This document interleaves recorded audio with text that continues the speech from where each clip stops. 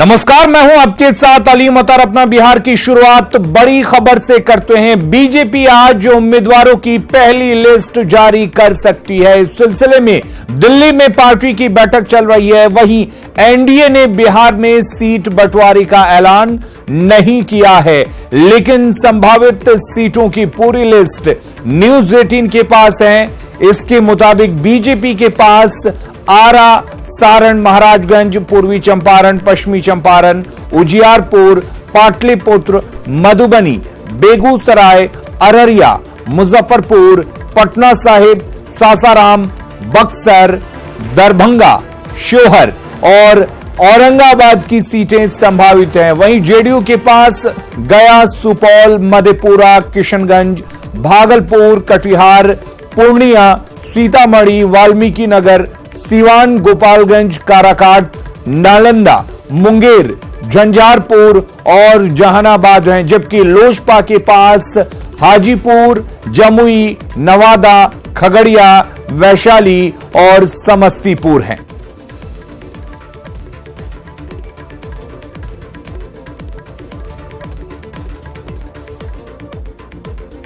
और लोकसभा चुनाव से पहले सीट शेयरिंग पर डील के बीच सत्ता पक्ष और विपक्षी खेमे में मुलाकात का दौर जारी है।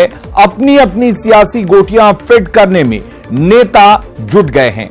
तभी तो वोट बैंक से लेकर सीट के गणित को साधने की कोशिश भी की जा रही है।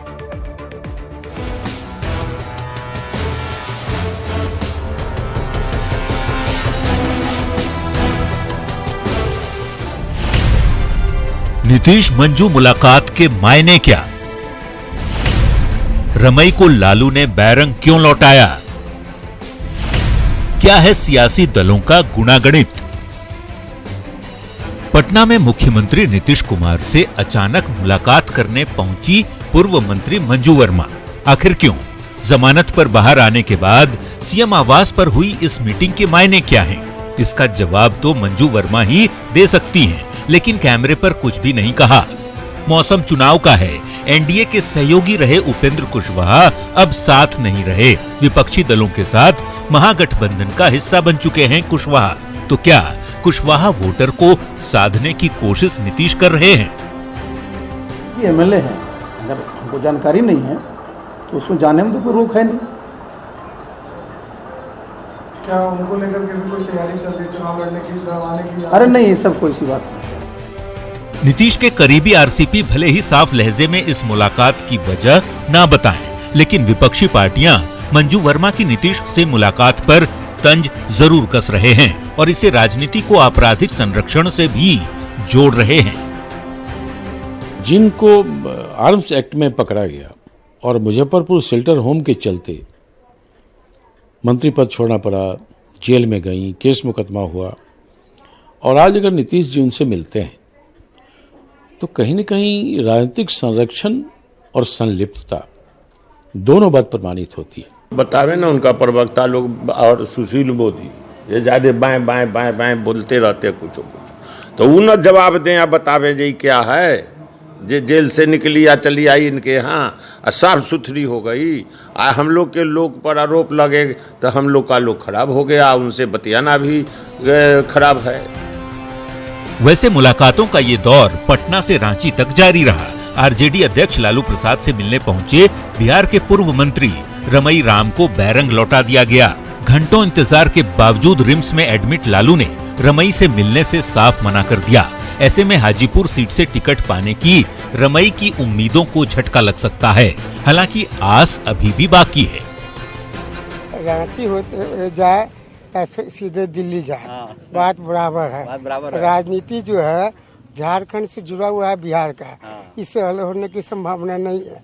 इसे संबंध जो है लगातार बरकरार रहे, यह कामना करते हैं। दिल्ली जाने के लिए हमारे नेता लालू यादव, शरद यादव, इनकी जो है हम पर हमेशा ध्यान रहा, हमारे लिए करते रहे। हम 22,000 से हारे और इस पर अंतिम इच्छा है कि वहाँ से हम हाजीपुर संसदीय क्षेत्र से चुनाव लड़े। वहाँ की जनता की मांग है, इच्छा है, और वहाँ भी जो वातावरण है उसको रमई राम की मांग है। जबकि रिम्स में ही कांग्रेस नेता तारिक अनवर ने राजद सुप्रीमो लालू प्रसाद से मुलाकात कर उनका आशीर्वाद लिया और महागठबंधन से टिकट मिलने की उम्मीद जताई। बीमार चल रहे उन्हीं को देखने आए थे, उनका स्वास्थ्य कैसा है इसके बारे में जानकारी प्राप्त करने आए थे। वो जब से रांची आए हैं, इत्तेफाक से हमको आने का मौका नहीं मिला था, तो आज मैंने तय किया कि मुझसे मिलना है और उनका हालचाल देखा हमने, ठीक ठाक हैं, स्वस्थ हैं। कांग्रेसी नेता तारिक अनवर से मिलकर लालू जी को कैसा लगा सर? क्या था बॉडी लैंग्वेज उनका? कितनी खुशी हुई? पुराने घर लौट गए आप? ठीक है, अब हमारा उनका संबंध बहुत पुराना है और जाहिर है मिलकर खुशी हुई होगी और मुझे भी उनको देखकर प्रशंसा हुई। तो मुलाकातों का ये दौर क्या कहता है? सियासी गुणागणित का जो पेंच एनडीए और महागठबंधन में फंसा है, उसे सुलझाने की ये कोशिश भर है या फिर जीत को लेकर अपने अपने दावों को मजबूत करने की कवायद? बहरहाल चुनावी मौसम में मिलने, रूठने और मनाने का सिलसिला यूं ही जारी रहने वाला है। Bureau report, news 18। और इधर जीतन राम मांझी की पार्टी हिंदुस्तानी अवाम मोर्चा ने लोकसभा की 5 सीटों पर दावेदारी ठोक दी है। मांझी ने कहा कि हर हाल में 18 मार्च को सीटों का ऐलान हो जाएगा और हमने 5 सीटों की डिमांड की है, लेकिन कुछ सीटों को लेकर गतिरोध है। मांझी ने यह भी कहा कि उनकी पार्टी का जनाधार कांग्रेस से कम नहीं है। वहीं संसदीय बोर्ड के अध्यक्ष संतोष सुमन ने कहा कि पार्टी ने टिकट के लिए जीतन राम मांझी को अधिकृत किया है। वो अलग बात है, हम 5 सीट पर अपने कैपेसिटी के अनुसार तैयार हैं। 5 सीट हमको मिलना है। तो महागठबंधन का जहां तक सवाल है, हमारी बात अद्यतन तेजस्वी प्रसाद यादव जी से हुई है और शक्ति सिंह गोहिल से भी बात हमारी हुई है। उन लोग अपना यहाँ से भेज चुके हैं अपना parliamentary board, central parliamentary board के नज़दीक। ये यहाँ से अनुशंसा किए हैं। 11 सीट पर उनकी सहमति बनी है या महागठबंधन में 11 सीट पर वो लड़ेंगे, ऐसी अभी कोई बात नहीं, क्योंकि उनका जो सेंट्रल पार्लियामेंट्री बोर्ड की बैठक होगी उसमें क्लियर होगा। वो अभी बिहार से अनुशंसा किए हैं। और अब तक किसी भी हाल में मधेपुरा और पूर्णिया से लड़ने की बड़ी बड़ी बात कहने वाले पप्पू यादव के तेवर नरम पड़ने लगे हैं और खुद को महागठबंधन का हिस्सा बताते हुए मधेपुरा से लड़ने की इच्छा जाहिर की। उन्होंने महागठबंधन को अपना घर बताया, साथ ही ये भी कहा कि वे कोई भी कुर्बानी देने को तैयार हैं।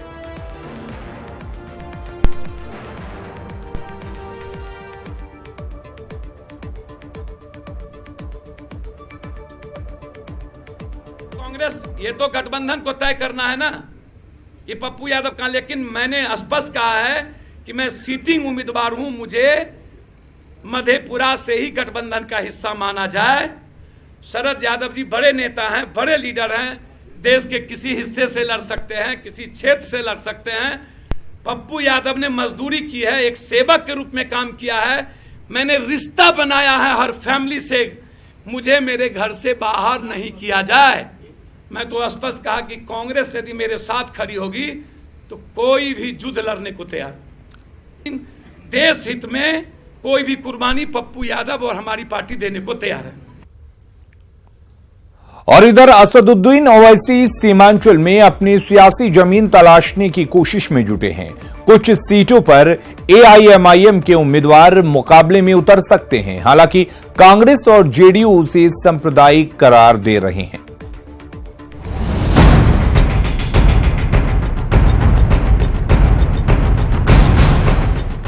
किशनगंज में एआईएमआईएम के दफ्तर में पार्टी नेता चुनाव जीतने की रणनीति बना रहे हैं। मुस्लिम बहुल आबादी वाले सीमांचल क्षेत्र के कई हिस्सों में एआईएमआईएम पिछले चुनाव से ही सक्रिय है। पार्टी ने प्रदेश अध्यक्ष अख्तरुल इमाम को किशनगंज से पार्टी का उम्मीदवार घोषित कर रखा है। अख्तरुल इमाम जनता से वोट देने की अपील कर रहे हैं। लेकिन एक बात जान लीजिए, जो गरीब रिश्तेदार होता है आदमी उसे याद नहीं करता, लेकिन जब उनका बेटा कोई कामयाब हो जाता तो दामाद बनाने के लिए उन्हें बुलाता है। आप यहाँ से जिताइए, देखिएगा बड़ी बड़ी पार्टियां आकर ये घर पर। लेकिन जिन पार्टियों ने दशकों से इस क्षेत्र में मुस्लिम वोट बैंक पर कब्जा जमा रखा है, वो भला इस क्षेत्र में किसी नई एंट्री को आसानी से कैसे कबूल कर लेगी? कांग्रेस और जेडीयू तो एआईएमआईएम को सांप्रदायिक पार्टी बताकर उसे नकारने में जुटी है। यहाँ पर कोई भी सांप्रदायिक पार्टी जो है उसके लिए कोई जगह नहीं है यहाँ पर। वो सब सोशल मीडिया में ही उनका कैंपेन है, वो लोग सोशल मीडिया में ही जीत हार कर रहे हैं। कट्टरपंथी को कभी किसी के लोग पसंद नहीं किया है, वो एक ही भाषा को जानता है, उस भाषा को लोग पसंद नहीं करेंगे। यहाँ पर हिंदू मुसलमान गंगा जमनी तहजीब में रहते हैं, इनको तोड़ने नहीं देंगे। हैदराबाद के ओवैसी बंधुओं की पार्टी सीमांचल में अपनी जमीन तलाशने में जुटी हुई है, तो क्षेत्र में पारंपरिक रूप से जमी हुई पार्टियां ओवैसी पॉलिटिक्स का कार्ड निकालने में जुटी हुई है। ऐसे में शाहमात के खेल में कौन बाजी मार ले जाता है, यह देखना वाकई दिलचस्प होगा। आशीष सिन्हा, न्यूज 18, किशनगंज। राजद नेता नूतन पासवान ने जेडीयू ज्वाइन किया। जेडीयू प्रदेश अध्यक्ष वशिष्ठ नारायण सिंह ने प्रदेश कार्यालय में नूतन पासवान को जेडीयू की सदस्यता दिलाई। वहीं उम्मीदवारों के ऐलान पर वशिष्ठ नारायण सिंह ने कहा कि इसकी घोषणा जल्द ही की जाएगी। पासवान जी आ जाइए।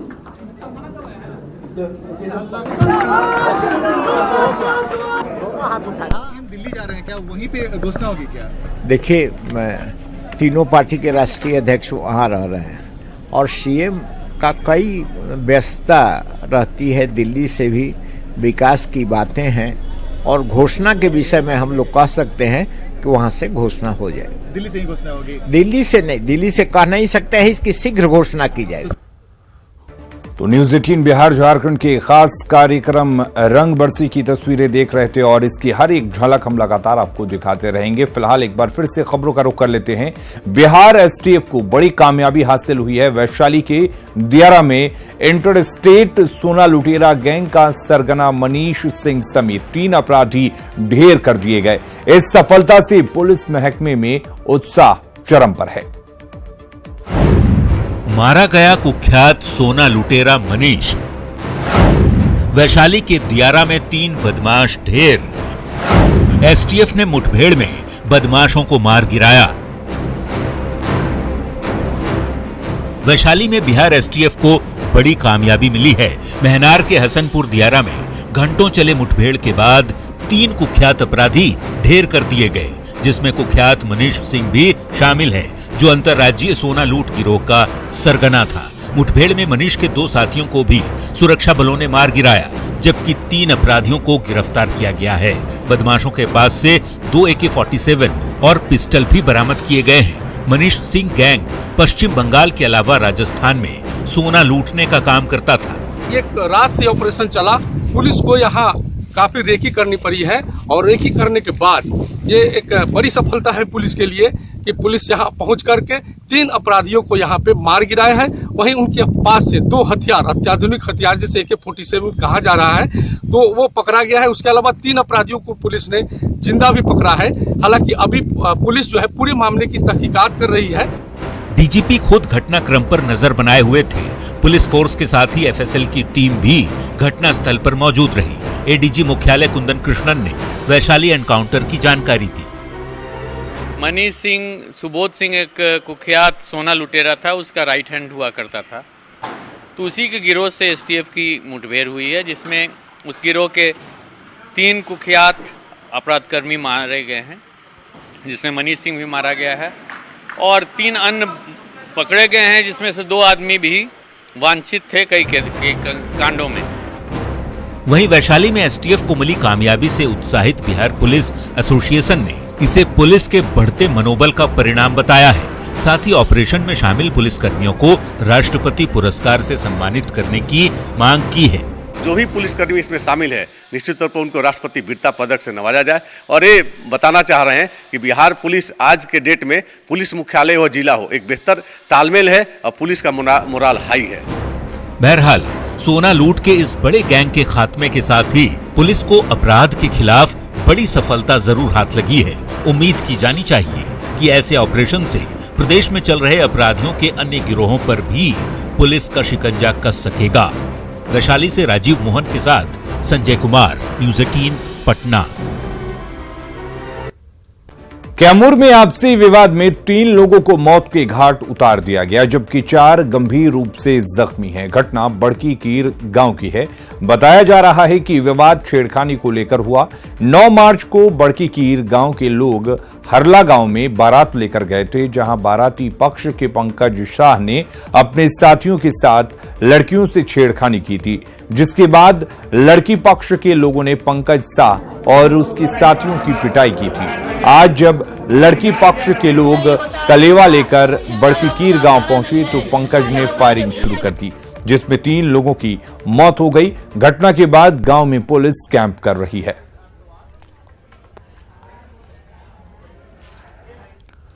और इधर पटना के जमीन विवाद में युवती की मौत के बाद बवाल हुआ। पथराव में फुलवारी शरीफ के एसडीपीओ जख्मी हुए हैं। बेउर के हुलुकपुर में कल 2 पक्षों में मारपीट हुई थी, जिसमें जख्मी एक युवती की इलाज के दौरान मौत हो गई। मृतक के परिजनों ने आज डीएसपी को देखा तो उन्होंने पथराव शुरू कर दिया, जिसके बाद पुलिस ने जमकर लाठियां भांजी और सबको खदेड़ दिया, जिसके बाद अफरा तफरी मच गई।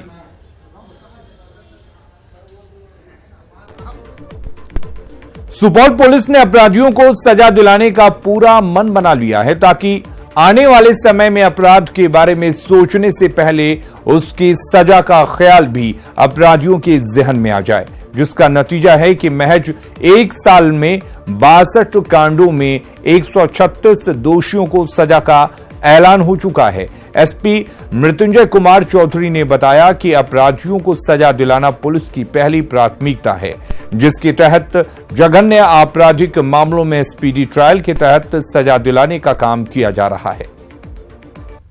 गति से हम लोग सजा दिलावे, साथ ही जो पीड़ित पक्ष है उनको तुरंत गति से न्याय दिलावे। इसी कड़ी में हम लोग पिछले वर्ष 2018 में काफी हम लोगों के द्वारा मेहनत किया गया और कुल 62 कांडों में लगभग 136 अभियुक्तों को सजा दिलाया गया। इस साल भी हम लोग ने करीब 15 कांडों में अभी तक सजा दिला चुके हैं। और अपना बिहार के इस बुलेटिन में फिलहाल के लिए इतना है, लेकिन बिहार की बाकी खबरों को देखने के लिए आप लॉग इन कर सकते हैं हमारी वेबसाइट news18bihar.com पर। नमस्कार।